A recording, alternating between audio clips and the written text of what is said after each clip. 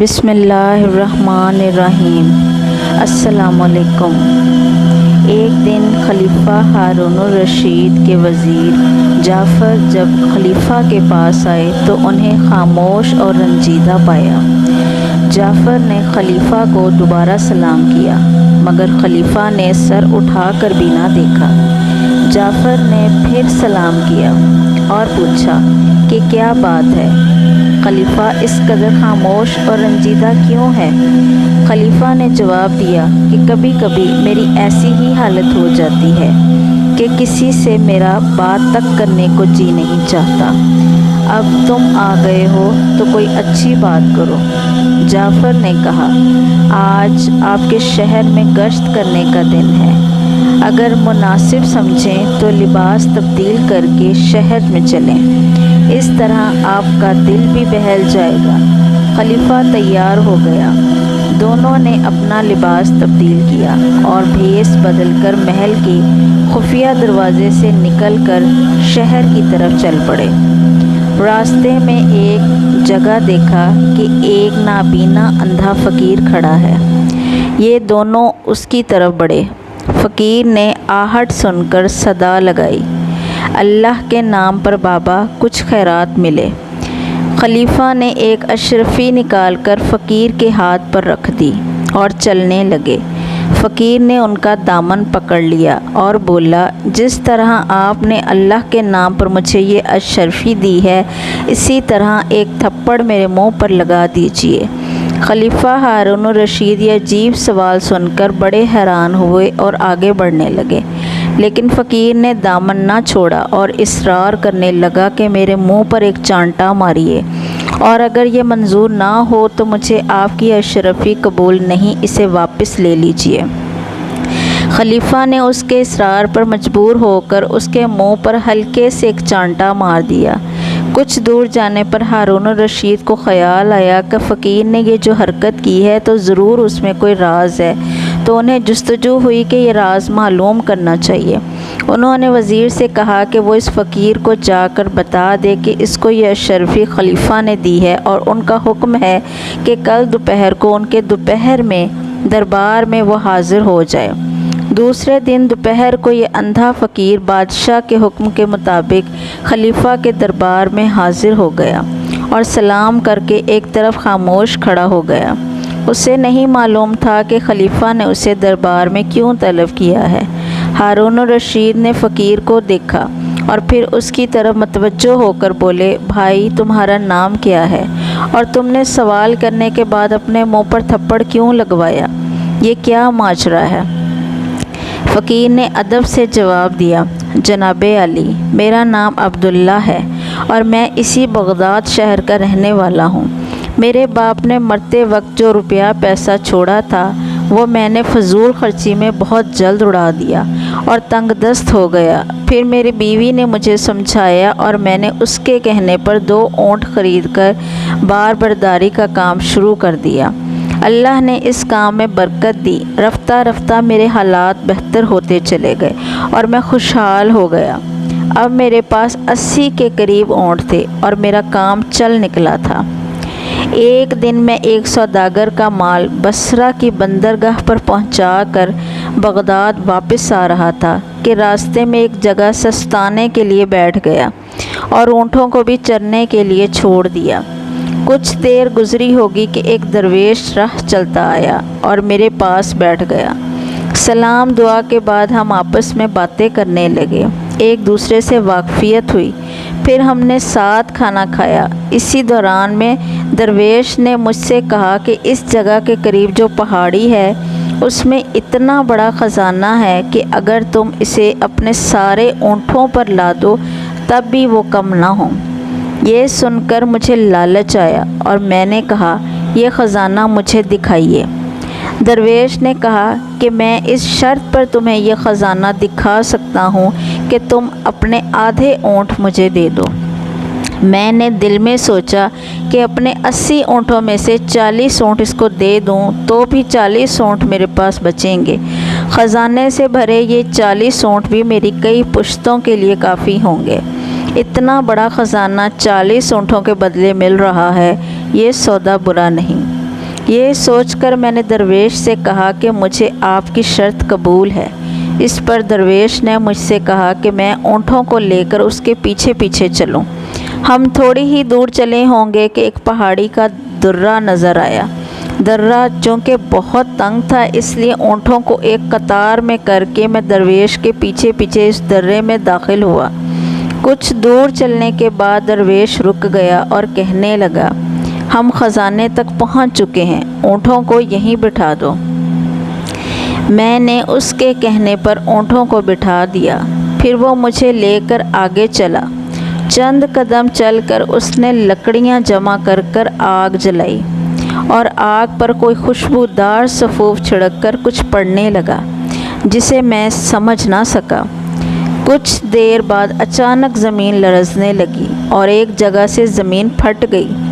جس جگہ یہ زمین پھٹی وہاں ایک عالی شان دروازہ نظر آیا۔ درویش نے مجھے اشارہ کیا کہ آؤ، پھر ہم دونوں اس دروازے کے اندر داخل ہو گئے۔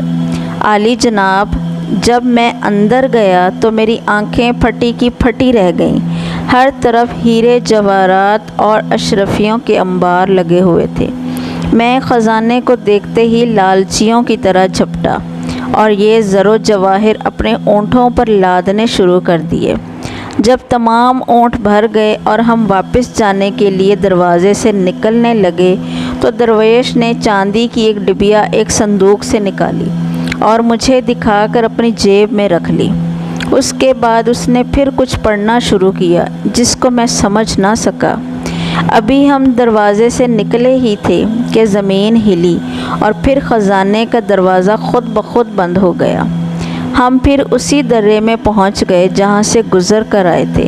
درے سے نکل کر درویش اپنے 40 اونٹ لے کر ایک طرف کو چلا اور میں اپنی باقی 40 اونٹ لے کر بغداد کی طرف روانہ ہوا۔ اے خلیفہ، میں ابھی کچھ قدم ہی چلا ہوں گا کہ میرے دل میں اچانک خیال آیا کہ بلا وجہ میں نے 40 اونٹ درویش کو دے دیے۔ اگر یہ بھی میرے پاس ہوتے تو کتنا بڑا خزانہ میرے پاس ہوتا۔ میں نے یہ تو سوچا ہی نہیں کہ درویش ہی کی بدولت مجھے مفت میں اتنا بڑا مال مل گیا، اور اپنے 40 اونٹ ہاتھ سے نکل جانے کا افسوس کرنے لگا۔ پھر مجھ سے صبر نہ ہو سکا اور میں دوڑ کر درویش کے پاس گیا اور اس سے کہنے لگا، حضرت، آپ تو تارک دنیا ہیں، اتنے اونٹوں کا انتظام نہیں کر سکیں گے، بہتر ہوگا کہ 10 اونٹ ان میں سے مجھے واپس کر دیجیے۔ میری یہ بات سن کر درویش نے کچھ کہے بغیر ان میں سے 10 اونٹ مجھے واپس کر دیے اور 30 اونٹ لے کر وہاں سے چلا گیا۔ میں 10 اونٹ لے کر واپس آنے لگا تو پھر مجھے خیال آیا کہ میں نے بڑی بے وقوفی کی، کچھ اور اونٹ واپس مانگ لیتا۔ اس خیال کے آتے ہی پھر میں درویش کی طرف بھاگا اور اسے روک کر اس سے کہا، ارے میاں، آپ تو درویش لوگ ہیں، 30 اونٹوں کا بھی انتظام کیسے کریں گے؟ میں اس کام سے واقف ہوں، اونٹوں کی دیکھ بھال کرنا جانتا ہوں، اس لیے کہ میں ان کی دیکھ بھال کرتا رہتا ہوں۔ بہتر ہے کہ آپ 20 اونٹ مجھے اور دے دیں۔ درویش نے اب بھی کچھ نہ کہا، خاموشی سے 20 اونٹ میرے حوالے کر دیے اور 10 اونٹ لے کر چل دیا۔ جناب عالی، میں لالچ میں اندھا ہو رہا تھا۔ میں نے سوچا کہ کسی ترتیب سے باقی 10 اونٹ بھی درویش سے واپس لے لوں۔ چنانچہ میں پلٹا اور دوڑتا ہوا درویش کے پاس جا پہنچا، اور جو 10 اونٹ اس کے پاس باقی رہ گئے تھے وہ بھی اسی طرح کی باتیں کر کے میں نے اس سے لے لیے۔ اونٹ لے کر ابھی میں واپس ہو ہی رہا تھا کہ مجھے چاندی کی اس ڈبیا کا خیال آیا جو درویش نے میرے سامنے اپنی جیب میں رکھی تھی۔ میں سوچنے لگا کہ اس ڈبیا میں ضرور کوئی ایسی قیمتی چیز ہے کہ درویش نے زر و جواہر سے بھرے 40 اونٹ کچھ کہے سنے بغیر دے دیے، اس لیے جیسے بھی ہو یہ ڈبیا بھی مجھے حاصل کرنی چاہیے۔ میں نے درویش سے چکنی چپڑی باتیں کر کے اور اس کی خوب تعریف کر کے اس سے التجا کی کہ وہ یہ ڈبیا مجھے دے دیں، مگر درویش نے صاف انکار کر دیا۔ اس کے انکار کرنے سے مجھے اور بھی یقین ہو گیا کہ اس ڈبیا میں زر و جواہر سے بھی بڑھ کر کوئی قیمتی چیز ہے۔ افسوس، بادشاہ سلامت کے لالچ نے میری آنکھوں پر پردہ ڈال دیا تھا اور بدقسمتی میرے دروازے پر دستک دے رہی تھی۔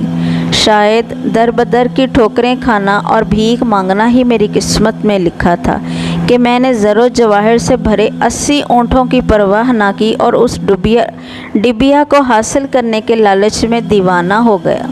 میں نے درویش کو دھمکی دی کہ اگر اس نے یہ ڈبیا میرے حوالے نہ کی تو میں زبردستی اسے چھین لوں گا۔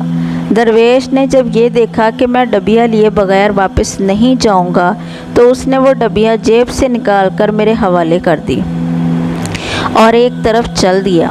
میں نے اسے روکا اور کہا کہ تم نے ڈبیا تو دے دی، مگر اس میں ہے کیا، یہ بھی تو بتاتے جاؤ۔ درویش نے جواب دیا کہ اس میں ایک عجیب قسم کا سرما ہے، اگر اس سرمے کو دائیں آنکھ میں لگاؤ تو زمین میں دفن ساری دنیا کے خزانے نظر آ جاتے ہیں۔ میں یہ سن کر بہت خوش ہوا اور میں نے درویش سے کہا کہ وہ یہ سرما میری دائیں آنکھ میں لگا دیں۔ پہلے تو درویش نے انکار کیا، پھر جب میں نے اصرار کیا تو اس نے ڈبیا میں سے سرما دانی نکال کر ایک سلائی سے جو سرما دانی کے ساتھ رکھی تھی سرما میری دائیں آنکھ میں لگا دیا۔ سرما لگاتے ہی مجھے زمین کے پوشیدہ خزانے نظر آنے لگے۔ میں نے سوچا کہ ایک آنکھ میں سرما لگانے کی یہ تاثیر ہے، اگر دونوں آنکھوں میں یہ سرما لگا دیا جائے تو اور نہ جانے کیا کیا پوشیدہ چیزیں نظر آنے لگیں گی۔ چنانچہ میں نے درویش سے کہا کہ وہ میری بائیں آنکھ میں بھی یہ سرما لگا دیں۔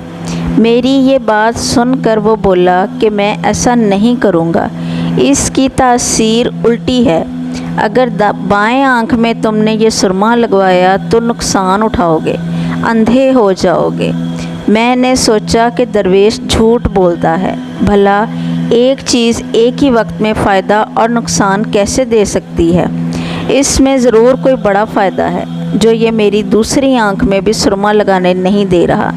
میں نے اس سے اصرار کیا کہ وہ میری بائیں آنکھ میں بھی سرما لگا دیں۔ درویش نہ مانا، میں اصرار کرتا رہا اور وہ انکار۔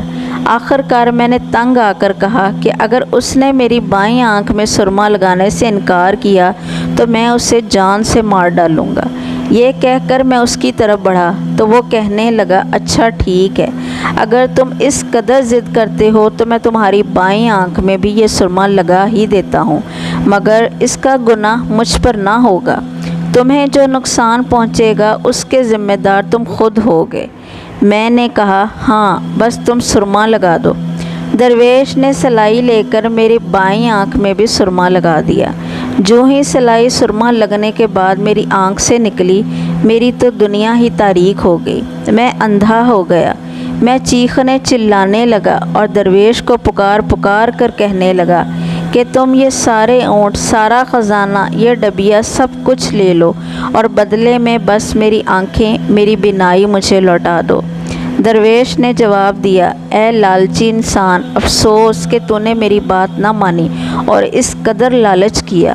اب جو مصیبت تجھ پر آئی ہے اس کا کوئی علاج نہیں ہے، تیرے لالچ نے تجھے اندھا کیا، اب ساری زندگی لالچ کی سزا بھگتتا رہے۔ درویش یہ کہہ کر اونٹوں کو ساتھ لے کر وہاں سے چل دیا اور بادشاہ سلامت میں وہیں روتا پیٹتا رہ گیا۔ میں نے اس سے ہر چند کہا اور بہت فریاد کی کہ وہ اتنی مہربانی تو کر دے کہ مجھے میرے راستے پر لگا دے تاکہ کسی آنے جانے والے قافلے کے ساتھ میں اپنے گھر پر پہنچ جاؤں، مگر اس نے میری ایک نہ سنی۔ اس کے جانے کے بعد میں نے کسی طرح گرتا پڑتا ٹھوکریں کھاتا پہاڑی سے نکلا، رات بھر وہیں بھوکا پیاسا پڑا رہا۔ اگلے دن ایک قافلے کا وہاں سے گزر ہوا، انہوں نے ترس کھا کر مجھے بغداد لا کر چھوڑ دیا۔ اے خلیفہ، بس اسی دن سے میں بھیک مانگ کر گزارا کرتا ہوں۔ میں نے یہ عہد کر لیا تھا کہ جو مجھے بھیک دے گا اس سے میں یہ کہوں گا کہ خدا کے لیے ایک تماچا بھی میرے منہ پر مار دے کہ مجھے اپنے لالچ کی سزا ہمیشہ ملتی رہے۔ آپ نے مجھے جب بھیک دی تو میں نے آپ سے بھی یہی التجا کی، آپ میری خطا معاف کریں۔ खलीफा ने नाबीना फ़कीर की कहानी सुनकर कहा, वाकई तुम्हारी कहानी इबरतनाक है। लालच का अंजाम बुरा होता है। खैर, अब तुम भीख मांगना और थप्पड़ खाना छोड़ दो। तुम्हें काफ़ी सज़ा मिल गई। आज से तुम्हें रोज़ाना शाही ख़जाने से 4 दिरहम मिलते रहेंगे, जो तुम्हारी गुज़र बसर के लिए काफ़ी हैं। ये कहकर बादशाह ने अंधे फ़कीर को जाने की इजाज़त दे दी।